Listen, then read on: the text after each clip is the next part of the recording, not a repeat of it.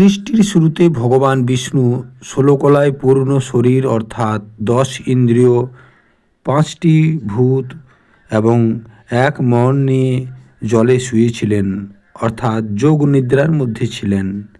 তখন প্রভুর নাভি সরোবর থেকে একটা পদ্মফুলের সৃষ্টি হলো, আর সেই পদ্মফুল থেকে ভগবান ব্রহ্মাজি উৎপন্ন হলেন, যাহা ভগবানের বিশুদ্ধ সত্যময় শ্রেষ্ঠ রূপ। যাহারা যোগী লোক তারা ভগবানের এই রূপই দর্শন করেন।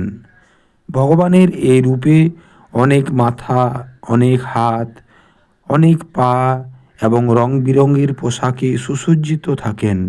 ভগবানের এই পুরুষ রূপকেই নারায়ণ বলা হয়।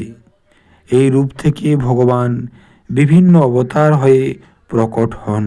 এই রূপের ছোট ছোট অংশ থেকে দেবতা, মানুষ, পশু, পাখি ইত্যাদি জনের সৃষ্টি হয়। ভগবান নারায়ণ প্রথমে স্বর্গে সনক, সনন্দন, সনাতন ও সনৎকুমার এই ৪ ব্রাহ্মণের রূপে অবতার হয়ে অত্যন্ত কঠিন ব্রহ্মচর্য পালন করেছেন। ব্রহ্মা সৃষ্টির উদ্দেশ্যে যখন ধ্যানমগ্ন ছিলেন, ভগবান ব্রহ্মাজি সৃষ্টির উদ্দেশ্যে যখন ধ্যানমগ্ন ছিলেন, তখন তার মন থেকে এই ৪ ঋষির জন্ম হয়। এরা আজীবন ব্রহ্মচারী এবং চিরকিশোর ৫ বছরের বালক রূপ ধারণ করে থাকেন। সনকাদি কুমারগণ সৃষ্টির কাজে সাহায্য করার পরিবর্তে ভগবান বিষ্ণুর ভক্তি ও জ্ঞান প্রচারে নিজেদেরকে উৎসর্গ করেছিলেন। ভগবান বিষ্ণু হংস অবতার নিয়ে ইনাদেরকে জ্ঞান প্রদান করেছিলেন, যা পরে নারদ ঋষির মাধ্যমে পৃথিবীতে প্রচারিত হয়েছিল। এদের আরাধনা করলে জ্ঞান, ভক্তি, শুদ্ধ আত্মা এবং যোগ সিদ্ধি লাভ হয়।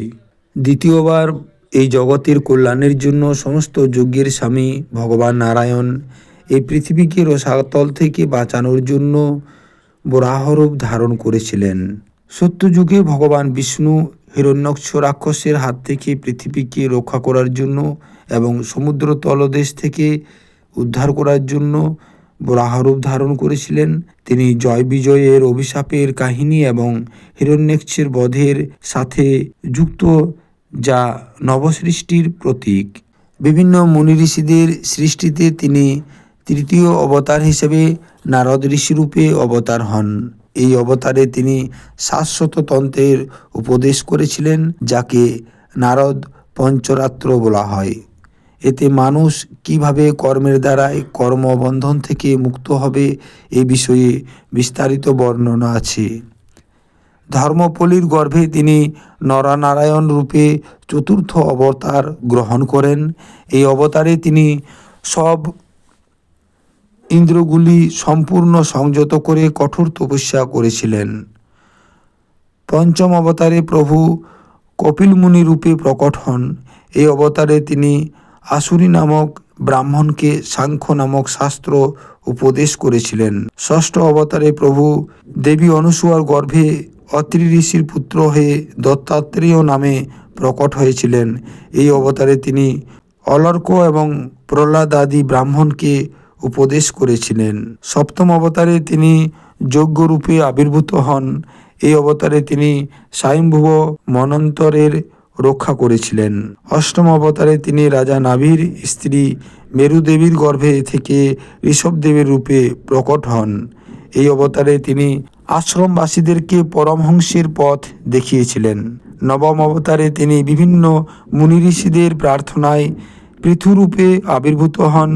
এই অবতার ছিল সবার জন্য কল্যাণকারী, কেননা এই অবতারে তিনি আয়ুর্বেদ ওষুধের দহন করেছিলেন। চাক্ষুষ মন্বন্তরের শেষে যখন ত্রিলোক সমুদ্রে ডুবে যাচ্ছিল, তখন ভগবান মৎস্যরূপে দশম অবতার হিসাবে প্রকট হন এবং পরের মন্বন্তরের অধিপতি বৈবস্বত মনুকে রক্ষা করেছিলেন।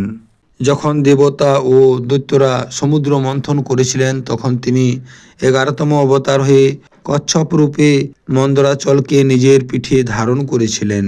12তম অবতারে তিনি ধন্বন্তরী রূপে অমৃতের কলসি নিয়ে সমুদ্রে প্রকট হয়েছিলেন। 13তম অবতারে তিনি মোহিনী রূপ ধারণ করে দৈত্যদের মোহিত করেন এবং দেবতাদের অমৃত পান করান। 14তম অবতারে তিনি নরসিংহ রূপ ধারণ করেন এবং অত্যন্ত বলবান হিরণ্যকশিপু নামক দৈত্যরাজকে বধ করেন। 15তম অবতারে তিনি বামন রূপ ধারণ করে দৈত্যরাজ বলির যজ্ঞে গিয়েছিলেন। সেখানে তিনি ত্রিলোকের রাজ্য চাইতে গিয়ে চেয়েছিলেন মাত্র 3 পা মাটি, কিন্তু রাজা বলি যখন দিতে পারেননি তখন তিনি ভগবানের শ্রীচরণ নিজের মাথায় রেখেছিলেন এবং রাজা বলি ভগবানের একজন প্রিয় ভক্ত হয়ে যান। 16তম অবতার ছিল পরশুরাম অবতার। এই অবতারে তিনি দেখলেন রাজারা ব্রাহ্মণদের উপর অন্যায় করছে, তখন তিনি পৃথিবীকে 21 বার ক্ষত্রিয় শূন্য করেছিলেন। এরপর 17তম অবতারে তিনি সত্যবতীর গর্ভে মহামুনি ব্যাসদেব রূপে অবতার হন। 18তম অবতারে তিনি অযোধ্যায় কৌশল্যার গর্ভে রাম অবতার গ্রহণ করেন। এই অবতারে তিনি রাবণ বধ করেছিলেন, সেতুবন্ধন আদি অনেক বীরতাপূর্ণ লীলা করেন। 19তম অবতারে তিনি যদুবংশী বলরাম এবং 20তম অবতারে শ্রেষ্ঠ অবতার ভগবান শ্রীকৃষ্ণ রূপে প্রকট হয়ে অনেক লীলা করেন। জগৎ কল্যাণের জন্য অনেক অবতার নিয়েছেন। ওনার অবতারের সংখ্যা কখনো নির্দিষ্ট নয়। তিনি বুদ্ধ অবতার নিয়েছেন, হংস অবতার নিয়েছেন, হয়গ্রীব অবতার নিয়েছেন, শ্রীহরি অবতার নিয়েছেন। যেমন বিশাল সরোবর থেকে হাজার হাজার ছোট ছোট নালা তৈরি হয়, তেমনি ভগবানের অসংখ্য অবতার হয়। মুনি ঋষি, মনু, দেবতা, প্রজাপতি, মনুপুত্র ছাড়াও যত মহান শক্তিশালী আছেন এগুলি ভগবানের অংশ অবতার বা কলা অবতার। যখন পৃথিবীতে কোনো দৈত্য বা অশুভ ব্যক্তির অত্যাচারে মানুষ ব্যাকুল হয়ে ওঠে, তখন তিনি যুগে যুগে অনেক রূপ ধারণ করে পাপের বিনাশ করেন এবং ধর্মকে প্রতিষ্ঠা করেন। ভগবানের দিব্য জন্মের এই কথা অত্যন্ত গোপন এবং রহস্যময়। এই কলিযুগে যখন অনাচার অনেক বেড়ে যাবে, তখন তিনি কল্কি অবতার রূপে পৃথিবীতে অবতার হবেন। যে ব্যক্তি মন দিয়ে নিয়মিত প্রতিদিন ভোরবেলায় এবং সন্ধ্যাবেলায় ভগবানের এই বিভিন্ন অবতার এবং লীলাগুলির কথা নিয়মিত পাঠ এবং শ্রবণ করেন, তার সমস্ত দুঃখ দূর হয়। ভগবানের লীলা অমোঘ। তিনি লীলার দ্বারাই সংসারের সৃষ্টি করেন, পালন করেন এবং সংহার করেন। বিভিন্ন প্রাণীর অন্তঃকরণে থেকে জ্ঞানেন্দ্রিয় এবং মনের নিয়ন্ত্রণ করেন, কিন্তু তার থেকে তিনি আলাদা থাকেন। তিনি পরম স্বতন্ত্র। ভগবানের শক্তি ও পরাক্রম অনন্ত। তিনি সমস্ত জগতের নির্মাতা। ওনার কোনো লীলার রহস্য কেউ জানতে পারেন না। যিনি নিষ্কপটভাবে ভগবানের সেবা এবং চিন্তায় থাকেন, একমাত্র তারাই ভগবানের বিভিন্ন লীলা রহস্যগুলি অনুভব করেন। এই সংসারের সমস্ত লোকের স্বামী হলেন ভগবান শ্রীকৃষ্ণ।